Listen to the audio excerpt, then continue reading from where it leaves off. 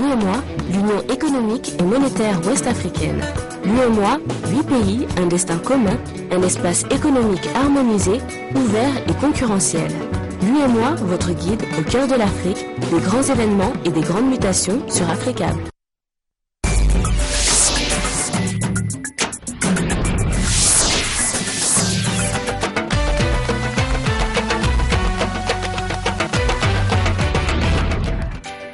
Mesdames et messieurs, bonsoir à toutes et à tous. Vous êtes sur Africable Télévision. Bienvenue dans cette édition d'information. Voici les titres. En Somalie, les insurgés islamistes passent à l'offensive. Ils pourraient être à l'origine d'un attentat à la voiture piégée. Une attaque qui a fait au moins 8 morts à Mogadiscio ce matin. Actualité au Venezuela, Hugo Chavez est mort mais ses idées survivent. Fidèle à la rhétorique de feu El Comandante, Nicolas Maduro, le président par intérim, met en garde Washington contre tout complot visant à créer le chaos dans le pays. L'actualité sportive de ce journal nous conduira au Gabon où la course à la tête de la Fédération gabonaise de football est ouverte. Les deux prétendants promettent de sortir la Fegafoot de plus d'une décennie de léthargie en relançant par ailleurs le football national. Merci de nous accueillir chez vous. C'est sur le Mali que nous ouvrons cette édition. La situation ne s'arrange pas pour le journaliste malien Boukari Daou. Placé sous mandat de dépôt, le directeur de publication du Républicain a été déféré cet après-midi à la prison centrale de Bamako, inculpé pour diffusion de fausses informations, entre autres. Son procès devrait se tenir le 16 avril prochain. Ses avocats entendent d'ici là user de tous les moyens légaux pour lui octroyer la liberté provisoire. A rappeler que l'interpellation et la détention de Boukari Daou par la sécurité d'État avaient entraîné la semaine dernière des journées presque mortes au Mali. Nous poursuivons avec l'actualité. Au Mali, où la mairie de Gao vient de porter à la connaissance des commerçants le paiement de taxes à compter du 1er avril. Justement, pour en parler, nous sommes en ligne de Gao avec notre correspondant dans la région. Bonsoir Seydou Mega.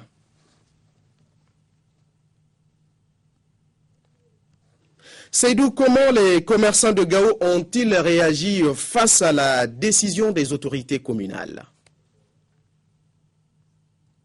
Justement, c'est avec beaucoup d'amertume que les populations de Gao, particulièrement les commerçants détaillants, ont accueilli la décision de certains conseillers municipaux réunis en session dite spéciale de commencer à collecter des taxes à compter du 1er avril 2013. On a pu approcher certains commerçants qui nous font savoir qu'il est inconcevable qu'ils soient taxés de la part de la mairie de Gao.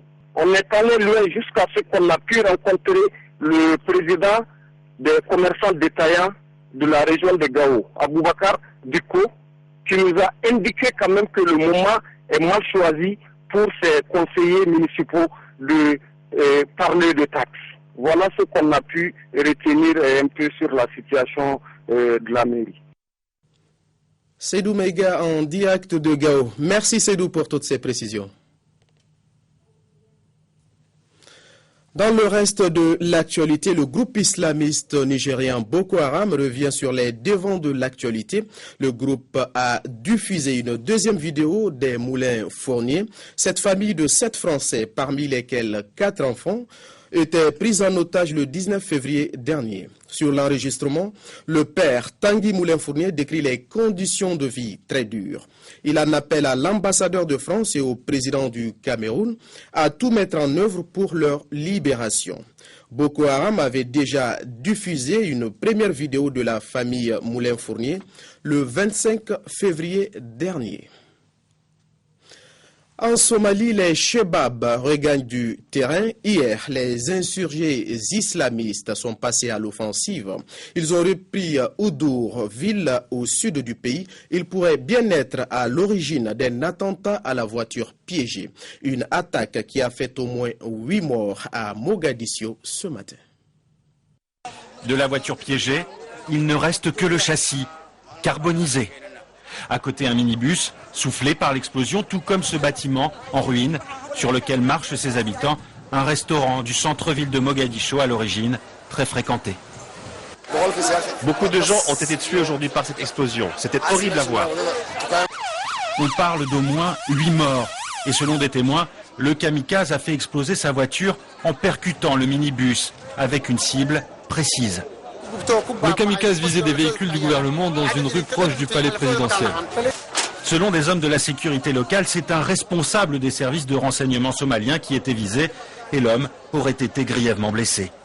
Pas de revendication pour le moment, mais la police soupçonne les Chebabs. Les insurgés islamistes multiplient en effet les attentats depuis que la force de l'Union africaine les a délogés de la capitale somalienne en 2011. Comme avec cet attentat fin janvier devant le palais présidentiel.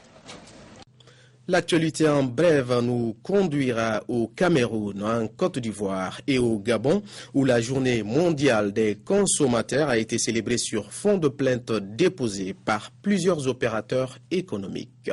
Le commentaire est signé Daouda Kamati. Mouvement d'humeur dans un lycée de l'Est du Cameroun. Les élèves de cet établissement ont observé un arrêt de cours en prenant en partie les dirigeants du lycée. À l'origine de leur mécontentement, la non-participation à une finale départementale. La descente sur le lieu du préfet du département et de quelques élites de la localité a permis que le calme et la sérénité reviennent au sein de l'établissement. Après 2 jours de tempête, les élèves ont repris le chemin de l'école en leur voyant octroyer une importante somme d'argent et des équipements sportifs. Une étude sur l'impact de la crise post-électorale en Côte d'Ivoire a été réalisée par l'Académie des sciences et des arts de culture d'Afrique et des diasporas africaines. Ce diagnostic est assorti de recommandations pour une sortie de crise réussie. Dans cette étude, il a été révélé l'impact de la crise sur le domaine religieux. Pour les auteurs, il faut une redynamisation des plateformes religieuses afin que l'espace religieux joue son rôle de formateur du peuple de Dieu et de sa conscientisation. Journée internationale des droits des consommateurs au Gabon. L'événement a suscité un engouement auprès des organisations non gouvernementales qui luttent contre les contrôles illégaux et la saisine des marchandises. Par ailleurs, plusieurs plaintes ont été déposées par beaucoup d'opérateurs économiques qui se disent victimes d'extorsion de fonds, les contrôles abusifs, la corruption. Ainsi, pour les opérateurs économiques, une baisse des taxes réduirait sensiblement le coût de la vie. Je l'annonçais en titre, Hugo Chavez est mort, mais ses idées survivent. Coup d'envoi de la campagne électorale pour la présidentielle au Venezuela. Et chez les chavistes, justement, Nicolás Maduro reste fidèle à la rhétorique de feu El Comandante. L'ennemi, c'est Washington. Et le président par intérim affirme même qu'un complot américain vise à créer le chaos dans le pays. C'est sur un ton offensif, provocateur que la campagne électorale démarre. Sans mâcher ses mots, Nicolás Maduro se place en digne héritier d'Hugo Chavez et donc l'ennemi déclaré, les États-Unis. Le président par intérim accuse ni plus ni moins Washington de tentative de complot et de déstabilisation du Venezuela. Il en appelle au président Obama. Roger Noriega et Otto Reich, 2 officiels du Pentagone et de la CIA, sont derrière un plan pour assassiner le candidat de droite à la présidentielle afin de créer le chaos au Venezuela. Une très bonne source nous a confirmé que la responsabilité de ce chaos serait attribuée au gouvernement bolivarien, avec l'objectif d'attiser la haine entre Vénézuéliens. Selon lui, les États-Unis voudraient lui faire porter le chapeau des soucis éventuels de son principal adversaire, Enrique Capriles. Les élections présidentielles ont lieu dans 1 mois et les suspicions ou accusations résonnent dans les meetings. Ainsi, Enrique Capriles a d'ores et déjà prévenu qu'il tiendrait responsable Nicolás Maduro de toute action à son encontre. Il se positionne en anti-Chavez, donc en anti-Maduro, par ses méthodes et ses idées. Je veux que les Vénézuéliens se sentent libres. Je veux que vous ressentiez que ce pays nous appartient à tous. Le Venezuela, c'est nous. Le Venezuela n'appartient pas à quelques-uns. Le Venezuela n'est pas à vous, Nicolas. Les États-Unis ont immédiatement nié toute tentative de complot, mais ils sont prévenus. Si Nicolás Maduro gagne les élections, ils auront un adversaire coriace. Le président de l'UMP France, Jean-François Copé, était à Dakar jeudi dernier pour une visite de 24 heures. Il a été reçu par le chef de l'État, Macky Sall, avant d'être reçu par le Premier ministre et le président de l'Assemblée nationale. Jean-François Copé a visité l'île de Gorée. Il a également rencontré les militants de l'UMP résidant au Sénégal. Louise Tina Sagnan et Antoumar, nos correspondants permanents au Sénégal. Dans le cadre de sa visite en Afrique, notamment en Côte d'Ivoire et au Sénégal, le président de l'UMP France, Jean-François Copé, réitère l'attachement et le soutien de la France à l'endroit du Sénégal et de la Côte d'Ivoire. J'ai souhaité me rendre au Sénégal et en Côte d'Ivoire parce que ce sont deux États majeurs en Afrique. J'ai noué depuis de nombreuses années avec le président Macky Sall, avant même qu'il ne soit élu, comme en Côte d'Ivoire avec le président Ouattara, des relations d'amitié. Et au même titre que j'ai eu l'occasion de les accueillir l'un et l'autre à Paris, j'ai souhaité, comme ils m'y avaient invité, venir leur rendre visite pour leur dire l'attachement de la France, le soutien de la France aux défis considérables que l'un et l'autre ont à relever pour leurs pays respectifs. L'occasion est aussi de donner la position de son parti par rapport à l'intervention de soldats français au Mali, si l'on sait qu'on prête à son camarade de l'UMP, l'ancien président Nicolas Sarkozy, son désaccord avec le gouvernement français sur ce point. J'ai dit, lorsque François Hollande a pris la décision de cette intervention, que l'UMP apporterait son soutien politique à cette intervention militaire, parce que je considère que la cause en est juste, qu'elle est soutenue par la communauté internationale, que la lutte pour la sécurité, contre le terrorisme, est une priorité pour toutes les nations du monde. J'ai donc apporté, au nom de l'UMP, mon soutien à cette intervention militaire. Je veux profiter de cette occasion pour rendre hommage aux soldats français qui font un travail courageux, difficile, avec à leur côté les soldats engagés de nombreux États africains, notamment dans le cadre de la CEDEAO. Durant son séjour, Jean-François Copé a été reçu par le président Macky Sall, s'est entretenu avec le Premier ministre Abdoul Mbaye avant d'être reçu par le président de l'Assemblée nationale, Moustapha Niasse. Nous restons toujours au Sénégal avec le mouvement des entreprises qui a tenu sa 13e Assemblée générale, suivi des assises économiques sous le thème « Les enjeux de la modernisation de l'agriculture ». L'objectif du MEDES est donc de contribuer à la modernisation de l'agriculture au Sénégal. La cérémonie a été présidée par le ministre sénégalais de l'Agriculture, Abdoulaye Baldé. Toujours avec Louise Tina Sagnan et Antoumar. Face aux difficultés que connaît le secteur agricole dans notre pays, le mouvement des entreprises du Sénégal, dans le cadre de ses assises économiques, choisit de débattre sur les enjeux de la modernisation de ce sous-secteur économique. Le MEDES se veut ainsi le fer de lance de cette dynamique dans le secteur privé. Notre ambition, c'est de contribuer à la modernisation de ce secteur vital pour l'économie sénégalaise. Disposant de ressources humaines de qualité, disposant de chefs d'entreprise qui ont des moyens. Je pense qu'aujourd'hui le MEDES souhaiterait être le fer de lance justement pour pousser, être la locomotive du secteur privé pour qu'ensemble nous puissions investir encore et davantage dans le secteur agricole pour permettre à nos paysans de vivre de leur exploitation. Il y a les exploitations familiales, mais aujourd'hui nous avons besoin de moderniser davantage le secteur agricole. Pour la tutelle, la modernisation de l'agriculture est un choix clair pour le chef de l'État. En effet, pour réussir ce pari, il faut une bonne formation, l'encadrement et le conseil des normes techniques. Et pour ce faire, une collaboration avec les paysans est indispensable. Ce sont les paysans qui produisent la plus grande quantité de nourriture. Ça, il ne faut pas l'occulter. Au Sénégal et dans le monde, même au niveau mondial, l'apport des paysans est estimé à plus de 80% dans la production de nourriture, donc d'aliments de base, ce qui veut dire des céréales. Pour le secteur donc de l'agriculture. Ce qui veut dire que l'exploitation, notamment paysanne, doit être renforcée, mécanisée, s'il le faut même motorisée, pour accroître les rendements et la productivité. Pour cette 13e Assemblée générale du MEDES, l'objectif est donc de contribuer à permettre aux paysans de vivre convenablement de leurs activités avec de bons rendements. L'actualité au Sénégal sur un tout autre registre. Les femmes du groupement Andédécal Jolof ont initié une journée citoyenne de consultation gratuite dans leur localité. Cette journée a également été l'occasion d'une séance formation aux techniques de dépistage du cancer du col de l'utérus et du sein. Le reportage de nos correspondants au Sénégal, Mamadou Dieye, Suleiman Anne et Antoumar. C'est un vieux rêve des populations de la commune de Dara Jolof que viennent de réaliser les femmes du groupement Andédécal Jolof. Cette journée de consultation gratuite prend tout son sens dans une localité éloignée ne bénéficiant pas toujours d'un accès aux soins sanitaires.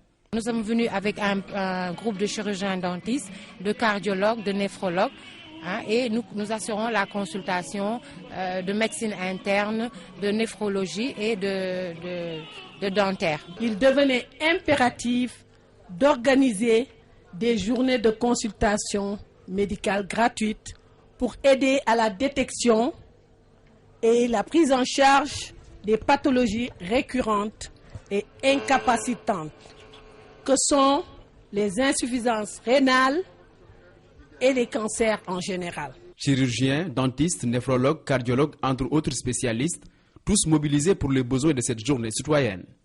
Une cinquantaine de sages-femmes bénéficiant d'une formation aux techniques de dépistage du cancer du col de l'utérus et du sein reçoivent ainsi leur attestation. L'occasion est saisie par ces sages-femmes pour faire part de leurs préoccupations. Si elles me disent que sur 18 sages-femmes, rien que du district de Linguère, 12 aujourd'hui font du bénévolat, c'est une information peut-être importante, mais également c'est une information que nous allons à partir de maintenant prendre en charge pour voir dans quelle mesure il nous est possible de les aider pour stabiliser un peu la situation. Les initiatrices de cette journée avec l'État du Sénégal comptent pérenniser cette action et installer prochainement dans la localité une unité de dépistage du cancer du col et du sein. Le collectif 100% Niger a organisé ce week-end une cérémonie de remise de prix aux hommes et aux entreprises qui se sont illustrés de par leurs actions aux questions d'intérêt général au cours de l'année 2012 au Niger. 13 prix ont été décernés dans un climat de fête, mais surtout de prise de conscience collective. Le reportage de nos correspondants permanents au Niger, Sarki Aboubakar et Razak Abachi. Parmi les 13 prix décernés, on peut noter celui de l'entreprise citoyenne qui revient à RTL Niger, celui de la femme de l'année à la gouverneure de la région de Niamey et la femme entrepreneur à la directrice générale de la radio et télévision Ténéré. Des femmes, des hommes et des entreprises cités aujourd'hui en exemple. Comme vous le savez, le travail, facteur de développement et de libération de l'homme, occupe une place de choix dans le programme du président de la République, son Excellence M. Issoufou Mamadou, qui, avec volonté et détermination, s'est résolument engagé à remettre les Nigériens au travail. 2 ministres, notamment celui de la Santé et des Transports, reçoivent les distinctions d'acteurs de développement pour l'année 2012. Pour l'ensemble des récipiendaires, cette marque de reconnaissance est un appel à plus d'engagement. Nous avons eu à travailler inlassablement pendant près d'un an pour venir en aide aux populations de Niamey, que ce soit pour la crise alimentaire, que ce soit pour les inondations. Vraiment, je voudrais profiter de votre micro pour les remercier, pour leur dire que ce prix-là, nous le méritons parce que nous avons beaucoup travaillé et nous avons mis beaucoup de nous-mêmes pour servir le peuple. Pour nous, c'est un encouragement pour continuer à faire plus, et notamment pour l'éducation de base. Vous savez que nous sommes très engagés là-dessus. La construction des classes ainsi que le soutien pour leur fonctionnement. Cette 3e édition a connu un succès éclatant. Il a surtout révélé et rappelé aux Nigériens que le mérite doit être récompensé à sa juste valeur. Actualité sportive avant de refermer cette édition. Plus que quelques jours, et les acteurs du football gabonais connaîtront leur nouveau dirigeant. La course à la succession de Placide Eganzas à la tête de la FEGAFOOT est ouverte. 2 candidats sont sur la ligne de départ. Pierre-Alain Mugengi et Jean-Pierre Moukanyi Iwangu. Les deux prétendants au trône promettent de sortir la Fédération gabonaise de football de plus d'une décennie de léthargie en relançant par ailleurs le football national. Un reportage de nos correspondants permanents au Gabon, Ismaël Obianzé et Thierry Messa. L'appellement du bureau exécutif de la Fédération gabonaise de football doit mettre fin au long règne du président sortant Placide Nganjas à la tête de la FEGAFOOT. 16 ans après avoir été de tous les rendez-vous du football national et continental, Jean-Pierre Moukanyi Iwangu, magistrat 52 ans et vice-président du bureau sortant, propose à son électorat un plan stratégique pour le développement du football gabonais. Le rêve du Gabon est de voir son football arriver au sommet. Et je suis de ceux qui pensent que ce rêve-là est parfaitement réalisable. C'est pour cette raison que, fort de l'expérience que je crois avoir accumulée ces 10 dernières années, parce que je suis un témoin privilégié de toutes les expériences que le football gabonais nous a donné de vivre ces 10 dernières années. Face à Jean-Pierre Moukanyi Iwangu, il y a l'actuel responsable développement arbitre au bureau de Yaoundé au Cameroun, Pierre-Alain Mugengi, expert FIFA, instructeur CAF, qui pense que son heure a sonné. À 55 ans, Pierre-Alain Mugengi, déjà candidat malheureux en 2009, a une parfaite connaissance de l'environnement du football national. L'équipe sortante a un bilan, à mon sens, qui l'accable. Monsieur Moukanyi peut aujourd'hui, pensez-vous, nous proposer quelque chose qu'il a caché à Placide Nganjas à son temps? Bref, vous comptez faire mieux. Voilà, quand vous dites est-ce que vous allez faire mieux, moi, faire mieux c'est quoi? C'est d'abord mettre en place un statut du joueur international. Un joueur international ne doit pas être traité comme un joueur qui prétend être en équipe nationale. Les deux candidats en lice ont décidé de faire de la relance du football gabonais leur credo, avec en filigrane la formation des footballeurs de demain. Ils seront jugés sur leur programme par les électeurs le 27 mars prochain. Pour information, l'Assemblée générale élective de la Fédération gabonaise de football aura lieu le 27 mars prochain à Libreville. Ce journal est terminé. Merci à vous de l'avoir suivi et surtout merci de votre fidélité. Restez avec nous, les programmes continuent sur la première chaîne panafricaine.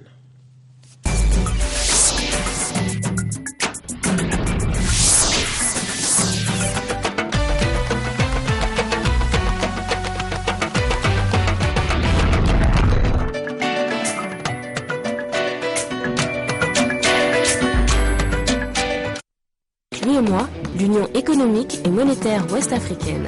L'UEMOA, 8 pays, un destin commun, un espace économique harmonisé, ouvert et concurrentiel. L'UEMOA, votre guide au cœur de l'Afrique, des grands événements et des grandes mutations sur Afrique.